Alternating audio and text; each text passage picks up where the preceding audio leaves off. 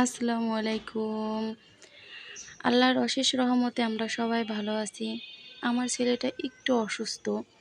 তো আপনারা কেমন আছেন? সুস্থ আছেন কিনা? ভালো আছেন কিনা? জানাবেন। আল্লাহর কাছে দোয়া করে আপনারা সবাই ভালো থাকেন, সুস্থ থাকেন। আজ আমি বাঙালিদের জাতীয় খাবার বলা যায়। এটা বাঙালিরা সবাই পছন্দ করে। বলাই যেতে পারে এটা আমাদের জাতীয় খাবার। তো পৃথিবীর সবথেকে মজাদার খাবার আজকে আমি করেছি। ওটা একটু আপনাদের সঙ্গে শেয়ার করব। আজকের মেনুতে অনেক কিছুই ছিল। তার মধ্যে গরম, গরম ভাতের সাথে ঘি, টমেটোর সালাদ, শুকনো মরিচ দিয়ে কাঁচা পেঁয়াজের একটা ভর্তা, চিংড়ির বালাচাও, টমেটো ভর্তা, একটু আলু ভর্তা, আর হচ্ছে ছোটো মাছের একটা তরকারি, আর টক ডাল। সব কিছুই আসলে চেষ্টা করছি ভালো করে করার। আলহামদুলিল্লাহ, আশা করি ভালোই হবে। আর একটা কথা কি জানেন? এই খাবারগুলো তৈরি করতে আমার যে পরিমাণ কষ্ট হয়েছে, সময় লেগেছে, এর থেকে একদম অল্প সময়ে পোলাও মাংস ইজিলি করা যেত। এই কারণে আমি একটু বলতেই পারি যে এগুলো আসলে রাজকীয় খাবার। আজকে এতগুলো রান্নার মধ্যে আমি শুধু টমেটো ভর্তাটা কীভাবে করে ওটাই একটু আপনাদের সঙ্গে শেয়ার করব। কারণ এতগুলো রান্না তো একসঙ্গে একটা ভিডিওতে আসলে দেখানো সম্ভব না। তাই চলেন শুরু করি। আর একটা কথা, টমেটো ভর্তাটা কিন্তু আমি আমার বরের থেকে শিখেছি। এর আগে আমি কখনোই টমেটো ভর্তা খাইনি, আমার খাওয়া হয় নাই। তো আমি জানিও না কীভাবে এটা করে। তো ও বলে দিয়েছে, আমি ওইভাবে করার চেষ্টা করছি। প্রথমে টমেটোগুলো আমি ভালো মতন ধুয়ে নিয়েছি। ধুয়ে মাঝখান থেকে কেটে সামান্য পরিমাণ হলুদ আর একটু লবণ দিয়ে মাখিয়ে একদম অল্প আঁচে অল্প তেলে আমি একটু সিদ্ধ হবে বা একটু পোড়া পোড়া হবে এমন করে করে নিয়েছি। তো একটু ঢেকেও দিয়েছি যাতে সিদ্ধ হয়ে যায় তাড়াতাড়ি। আপনারা চাইলে এটা আগুনে পুড়িয়েও করতে পারেন। তো আমি তেলেই করছি। আর সবার রান্না যে একরকম হবে এমনটাও না। একেকজনের রান্না একেক রকম হবে, এটাই স্বাভাবিক।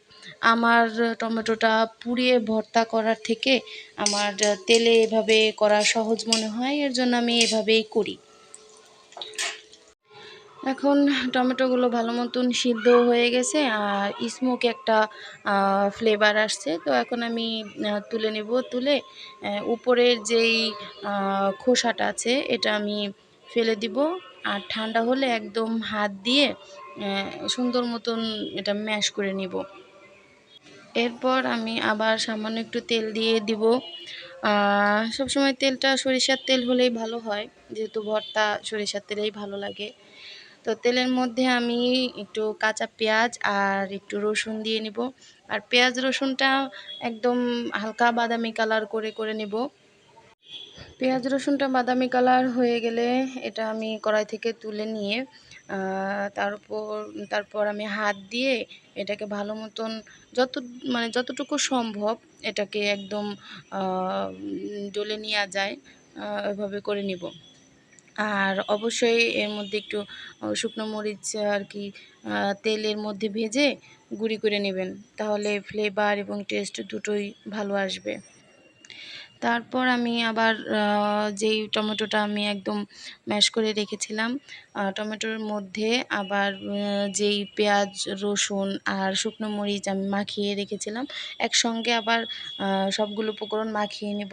তো আবারও কড়াইয়ে সামান্য পরিমাণ তেল দিয়ে আমি ওই তেলের মধ্যে টমেটোর মিশ্রণটা দিয়ে নেব। আর এর মধ্যে চাইলে আপনারা একটু ধনিয়া পাতা অ্যাড করতে পারেন। আমি দিয়েছি কারণ আমার কাছে ভালো লাগে তাই।